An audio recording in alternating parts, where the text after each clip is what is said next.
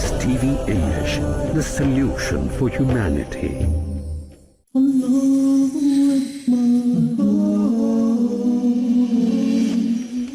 He created the universe. To him belong the heavens and the earth. The ever-living, he is the first. He's the owner of mercy. He's them, his messengers, to all his creatures. Assalamu alaikum wa rahmatullahi wa barakatuh. Bismillahir Rahmanir Rahim. Alhamdulillah. Wassalatu wassalamu ala Rasulillah wa ala alihi wa sahbihi wa man walah. Wa man ittaba'a hudah ila yawm ad-din. Amma ba'd. Kitab Tawheed, chapter number 25. Prophet ﷺ said, whoever learns magic, a part of astrology, the more you study the stars for this, the more deviant you become, the more deviant. The Muslim scholars in the past, they studied the stars, but for something else. To know the timings of the prayers, the different seasons for the plantation. This season we plant this particular produce. They studied them. They recorded them, their locations, their positions, for the navigation, traveling. The Muslims, they reach America before Columbus. You know that? Yeah. Columbus arrived in America, Muslims are already there. As one of the Mashaykh said, Columbus did not discover America. He was discovered in America. Columbus was discovered. So the Muslims, they navigated, they studied the stars, and they drew the charts of the routes, etc. And Allah also created the stars as an ornament to beautify the sky. They are beautiful, the stars at night, right? Look at the stars, they are glittering, beautiful. But to say this star means this, and that is not acceptable in Islam. In An-Nasa'i, Abu Hurairah radiallahu anhu reported to have said, and this hadith is weak, except the last portion of it. من عقد عقدة ثم نفث فيها فقد سحر ومن سحر فقد أشرك ومن تعلق شيئا وكل إليه. Only the last statement is authentic, because it is mentioned in authentic narration by itself. This is in Tirmidhi and Nasa'i. The meaning, whoever tied a knot, of course tying knots, we explained that the Arabs, they used to do this. For instance, his sheep did not come at night. The sheep, they go in the morning, they come at night. So now his sheep are still grazing. So he's afraid that the wolf might eat them. So what he would do, he would make a knot in his beard. And he would invoke any of the shayateen to protect his sheep. This was the practice before Islam. The Arabs used to do that. So here the Prophet ﷺ is saying, whoever tied a knot and blew in it, you know the magicians, they take the knots and they blow on the knots. And blew in it has committed sorcery, because that is nafadat fil uqad. Those are the ones who blow in the knots. Whoever tied a knot and blew in it has committed sorcery, and whoever committed sorcery has committed shirk. Whoever wears an amulet or talisman will be subjected to its control. So this beautiful hadith here we have by the Prophet ﷺ talks about blowing on the knots, and this is the practice of the magicians. They take the knot and blow on it. Also, whoever commits, and this is sorcery, sihr. If you practice the sihr, this will be considered as shirk. And then the Prophet ﷺ mentioned that if you wear seashell, anything, then you will be left and subject to its control. That in other words, Allah will not protect you. Let that thing protect you. You think the seashell will protect you? Let it protect you. Allah will not protect you. And if Allah doesn't protect you, you will become what? Very vulnerable. You can easily be attacked. Easily be attacked by the shaitan. No protection, defenseless. So it will become easy for the shaitan to mislead you. But if you believe in Allah subhanahu wa ta'ala and you put your trust in Allah and you rely on Allah, you will not put these stuffs around your body. Ibn Mas'ud radiallahu anhu reported to have heard Allah's Messenger sallallahu alaihi wasallam saying, and this is authentic, ألا هل أنبئكم ما العضة هي النميمة القال بين الناس. This is in Muslim. Prophet sallallahu alaihi wasallam said, shall I not tell you what al-adah is? Literally lying and sorcery is it is conveying false rumors for the purpose of causing disputes between people. This is Sahih Muslim. So this is a form of causing fitna between the community. You come to this person and say, you know what he said about you? And you go to the other one, you know what he said about you? To create this division and to create troubles and problems between the people. So here the Prophet ﷺ said, shall I not tell you what al-'adha is? It is conveying false rumors, lying, rumors. Not true, just rumors. Why? To cause this hatred, to spread the hatred and hostility between the people. So if one comes to you and said, so-and-so said this about you, tell him, fear Allah and never come to me again, huh? I don't want to hear it. This is how we can eradicate this evil from the community. Someone comes to you and said, so-and-so said this about you, tell him, next time I don't want you to say such things. If he said these things about me and they are not true, Allah knows. On the day of resurrection, Yawm al-Hisab, I will take his good deeds. Don't worry. Because when you backbite and slander and lie, the one whom you backbit, on the day of resurrection, he will take your hasanat. So I am a winner. Let him talk. I'm a winner. That's number one. Number two, why didn't you defend me? When someone talks about another brother, it is the right of your brother who is not present to defend him and to tell this brother, fear Allah. This is ghibah, backbiting. And sometimes you find a person says, no, I can say this even if he's present. And he thinks this will not make it haram. Still haram. Because the backbiting is to mention your brother in his absence. That's ghibah. Even if what you are saying is true. If what you are saying is not true, it is worse. It's called buhtan. It's called buhtan, slandering. So if someone comes and says, this person said this about you, tell him, next time don't come. And you should have defended me. And you should not have come to me in the first place. And this is indeed a disease that needs to be eradicated. Because it's so common among us. People, they keep just eating the flesh of each other. You'll not believe this. One day, the Prophet ﷺ and Abu Bakr and Umar, and they have their own servant traveling. And they got up in the morning, Sayyidina Abu Bakr and Umar, and the servant is still asleep. So one of them said to the other, Sayyidina Abu Bakr to Umar, this guy, the servant, he's sleeping as if he is at home. He's sleeping as if he is at home. Then they awoke him and they told him, now go to the Prophet ﷺ and ask him if he has any food. We want to eat. The servant went and he told the Prophet ﷺ, Abu Bakr and Umar, they are asking, do you have food for breakfast?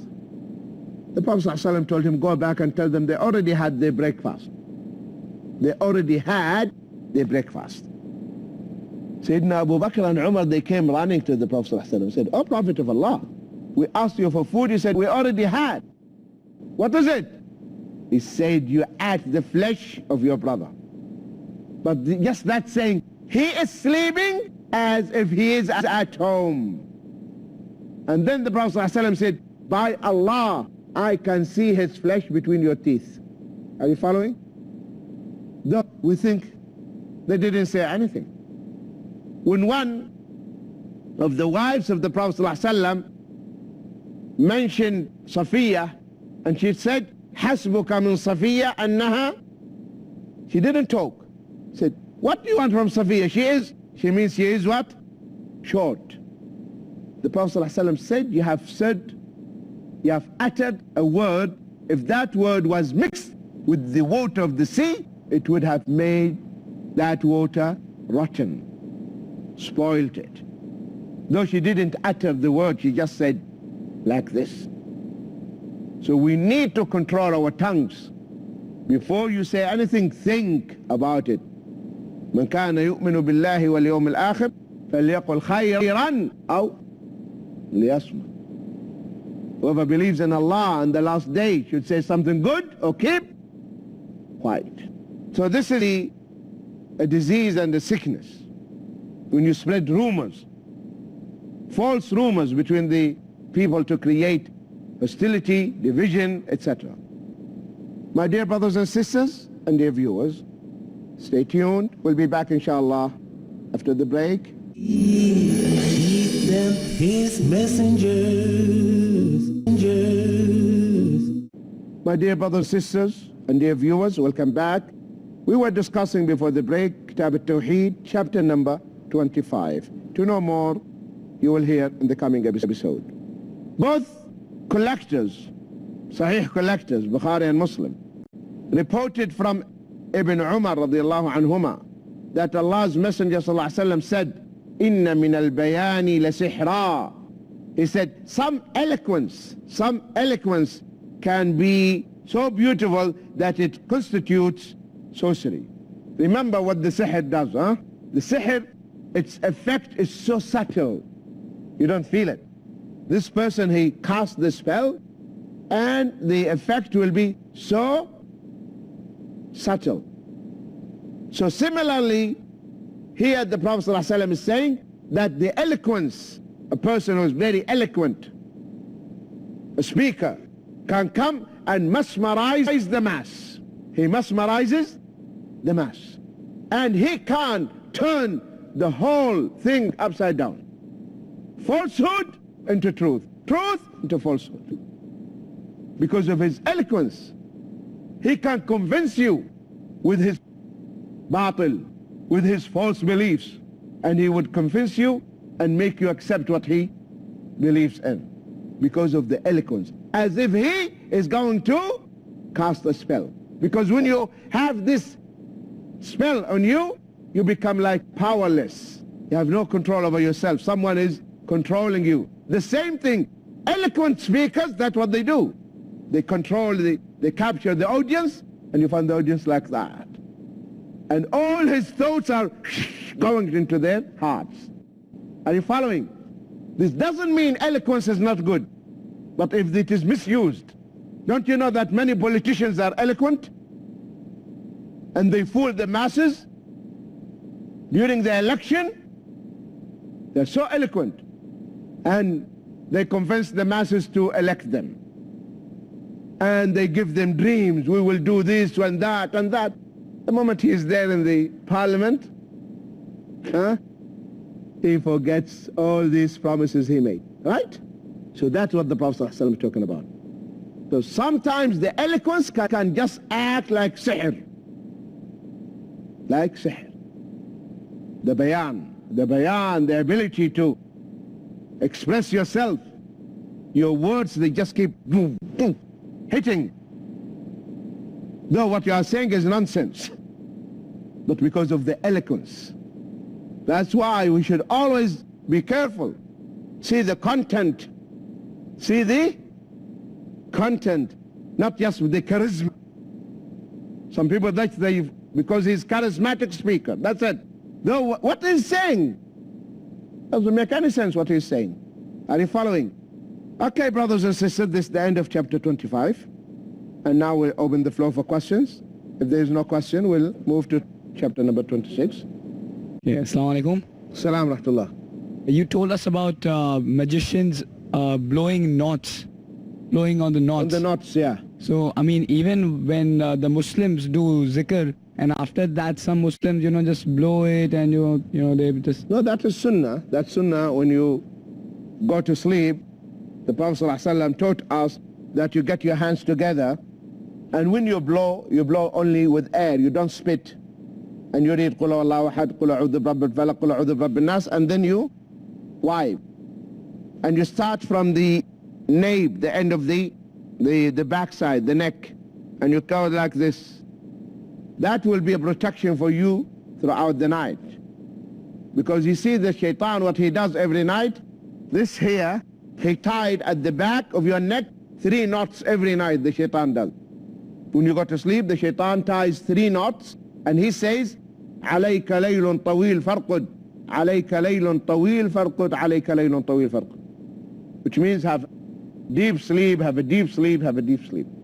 And the Prophet ﷺ said, when you get up in the morning, the first thing you have to say is the dua. Alhamdulillah alladhi ahyana ba'dama amatana wa ilayhi an-nushur. So the first knot will be untied, the first one. You get up and you make wudu, the second one. You pray, the third one is removed. But the shaitan, you get up in the morning, the moment you open your eyes and you want to say the dua, he's trying, fix it back, go back to sleep. Well, right? The clock is, alarm is going on, hit the clock. And the shaitan is trying his best, and that is the sweetest moment of sleep, right? That moment, you enjoy sleep. Because the shaitan doesn't want the knot to be untied. But if you say the dua, it will be untied. But immediately get up, don't stay in bed, because otherwise he will tie it again. Huh? So immediately get up and go and take wudu. So the second one will be removed. And start the salah. What do you feel? Tell me, what do you feel if you pray the Fajr? Beautiful feeling, true or not? Beautiful, your day is made up. You feel happy, but if you miss the Fajr, what do you feel? Horrible throughout the day, true or not? So this is what the shaitan does. So we have to follow the sunnah of the Prophet ﷺ, and we sleep according to the sunnah. That's how we protect ourselves. One more question. Yes? How do you come to know if someone has cast a spell on you, and what is its treatment? No, maybe you will not be able who cast the spell, but the symptoms, there are different types of sihr, and this needs a lecture by itself. There are different types of sihr, but the best thing that a Muslim should do is to read on himself, to protect himself. So prevention is better than cure. So every Muslim should read Ayatul Kursi before going to sleep, take wudu before you go to sleep, always maintain your wudu, always be engaged in the dhikr, etc. The last question. If somebody leaves Islam, he should be killed. If someone leaves Islam, that's the punishment in Islam, yes. So who can kill? The common Muslim? The government. Muslim government only. And if you have no Muslim government? No. These rulings we are talking about, the rulings when there is a Khalifa, when there is an Islamic state, it is the ruler who does this, not the individual. But minorities living in non-Muslim countries, no. No one has the right to do this. No one. Okay, chapter number 26. On soothsayers and the like. The soothsayers are those people who predict this will happen, that will happen, etc. Muslim reported in his Sahih from some of the wives, that is Hafsa, of the Prophet ﷺ, that the Prophet ﷺ said, من أتى عرافا فسأله عن شيء فصدقه بما يقول لم تقبل له صلاة 40 يوما. Whoever goes to fortune teller and asks him something and believes in his words will have the prayer, the salah rejected for 40 days. 40 days Allah will not accept your salah. If you go to any of those fortune teller, palmist, psychics, if you go to any one of them, 40 days Allah will not accept your salah. So it is haram in Islam to go to them. Because the unseen, who knows the ghaib, the unseen? Allah only. Those guys, they deal with the jinn, that's it. And you know in the previous chapters what happened. They contact your companion of the jinn. And this companion knows everything about you. That's why he will tell you that you have this problem and that problem, and you will say, oh, what is happening? You'll be shocked, surprised. No. Because actually it is your companion who is telling him. So that's why we should not go to them. Because the knowledge of the unseen belongs exclusively to Allah and Allah only. Is this clear? So 40 days Allah will not accept your salah. But this doesn't mean that you leave the salah for 40 days, huh? Don't say that since Allah is not going to accept it, I will leave it. Then you'll become kafir when you leave the salah. So the salah, you should never leave it, no matter what. Even if you are, committing things, other things. But the salah, never leave it. And you know what? The shaitan will come to you. Say, do you think Allah will accept your salah? You are doing this, you are drinking alcohol. Do you think Allah will accept your salah? Because He wants you to leave the salah. Because He knows if you carry on praying, what will happen? One day you will leave alcohol. Because the salah will have an impact in you one day. One day you say to yourself, I think it is enough. Enough is enough. And you will leave khamr. The shaitan knows that. Because let's say that you drank alcohol and now you started praying. What do you feel? Bad. Because you feel guilt, right? You feel the guilt inside your heart. But if you don't pray, you will not feel that guilt. You don't feel guilty. So the shaitan knows. That's why he doesn't want you to pray. He comes to you and say, you are a munafiq, you are a hypocrite. Allah will not accept your prayers. So it's better for you to leave the salah. So when these ideas, they come to your mind, shaitan tries to whisper into your ears, say, get lost. Huh? He knows me. I don't want to drink alcohol, but I drink it because I feel weak. That's it. Weak. I know it is haram, and I hope that one day I will be able to leave it. But I will not leave my salah. Are you following?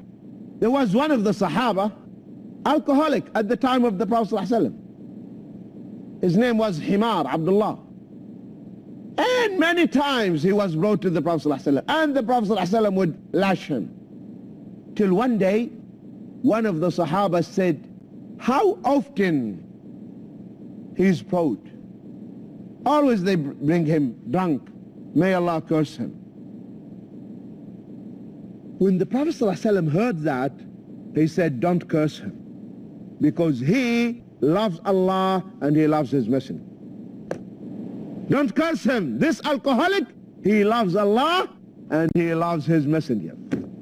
Yes, he loves Allah and he loves His Messenger. This is a testimony from the Prophet ﷺ. Though he is alcoholic, but he loves Allah.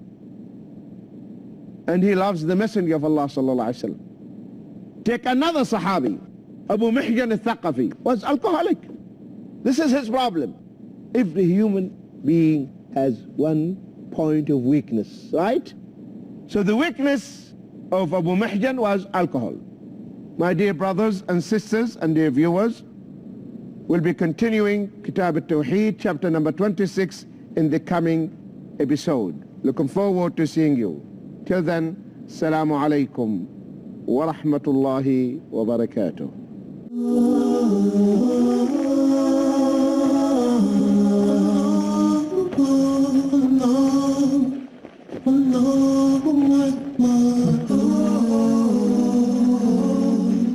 He created the universe